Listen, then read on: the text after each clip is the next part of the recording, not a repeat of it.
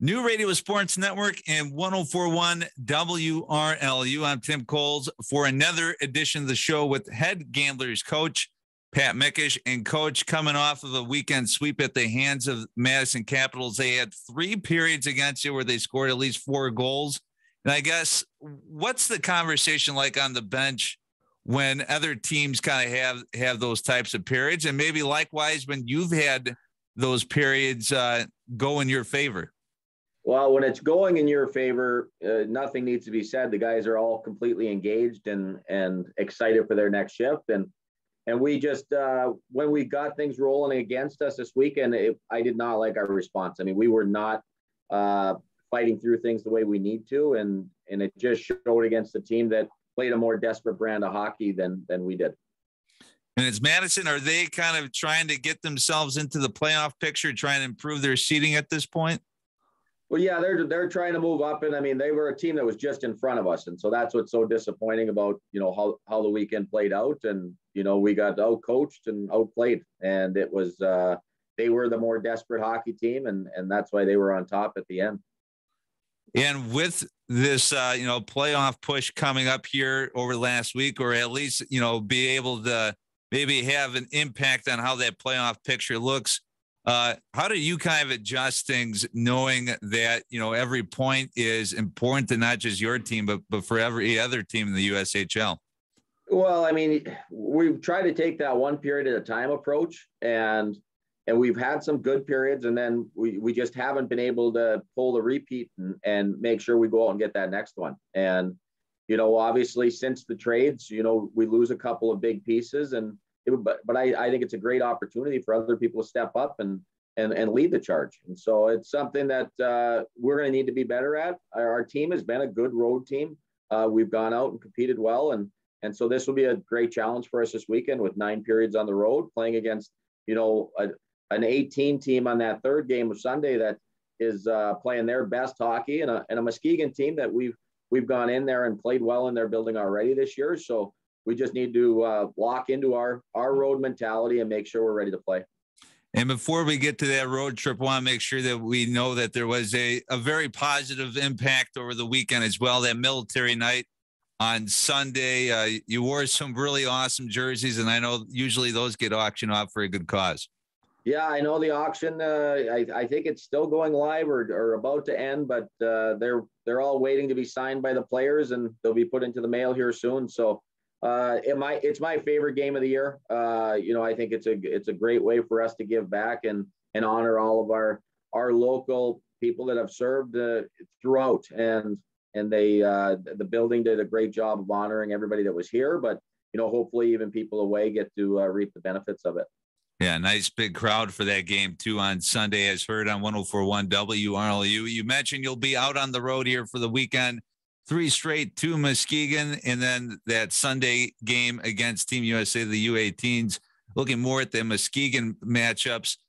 You mentioned you've had some positive games inside that rink here this season, and how important is that to kind of be able to pull some positives right now for your team to be like, hey, I know we're in a kind of a rut now, but we've had some success not just against this team but in this rink.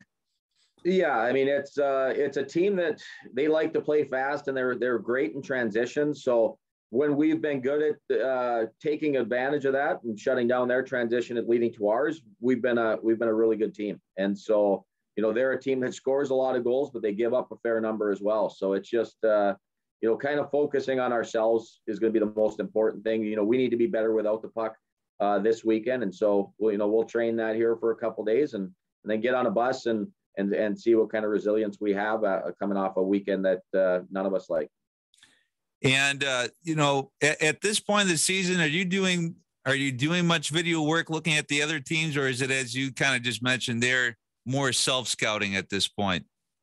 Yeah, I mean, we're definitely watching it as a staff and seeing what areas that, we can, be strong in against an opponent. We know with Muskegon is they're gonna come, they're gonna have their numbers and play fast.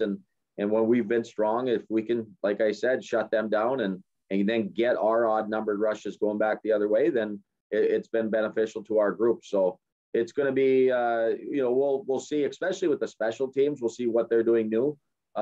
But for the most part, we've got to focus on how we're playing without that puck and get better in that area. Then Team USA, obviously, you got to see them a few weeks ago. They had a good game against you in Plymouth, I believe. And what were maybe some of the things that you remember from that game that they just happened to do right that, might give your guys some opportunities to improve and grow in this upcoming matchup? Yeah, I mean, this is when they're at their best. They're preparing to go to the World Championships, and we'll play them on that Sunday and then come home and play them for the Friday, Saturday, the following weekend. So we'll have 3 games against them right before they go to the World Championships. And so they're a pretty dialed-in group right now.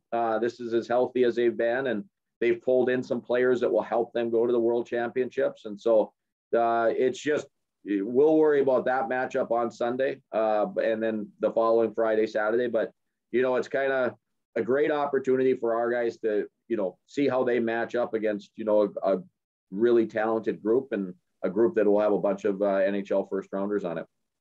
And we'll end things this week. NCAA hockey tournament will get underway here in just a few days. 20 Gamblers alums are involved with it, varying from, hey, maybe they just had a couple of games with the team and, spent whole seasons with the Gamblers as well. When you take a look at some of those players and some of those matchups you see, what do you kind of, get a feeling of as that tournament kicks off this week? Well, I mean, it's exciting for everyone. I mean, it feels like we have somebody involved on just about every team. So it's hard for me to sit there and say, okay, I'm going to pull for this team. But, there's, certain players. Trenton Bliss plays at my alma mater, Michigan Tech. So I can always have a little extra pull for him. And then, some of the guys that, are playing in that tournament for the first time, you kind of sit there and really want them to have a run, and enjoy the experience. But that the NCAA tournament in hockey, it's remarkable. There is no easy game. I mean, it doesn't matter if you're a 1 seed. They've been knocked out year in and year out. So it's just exciting hockey to watch. And obviously, with so many gamblers involved, we'll be pulling for quite a few different guys this week. Michigan Tech, a 3 seed. They'll play Minnesota Duluth in the same regional as Denver and UMass Lowell. How do you like your Huskies' chances? Well, Minnesota Duluth, I got to watch them in their tournament a week ago, and it looks like Coach Sandelin's got his group prepared for another national championship run. They were great in the NCDC playoffs, and so, I mean, I think they only allowed the 1 goal on the weekend. So they're obviously playing great hockey right now, and so it'll be a tough matchup for Tech, but Tech's kind of that older, grinded out team. So, it's going to probably come down to, who gets the special teams goal at the right time. Any predictions on who might come out of this and play in that Frozen Four?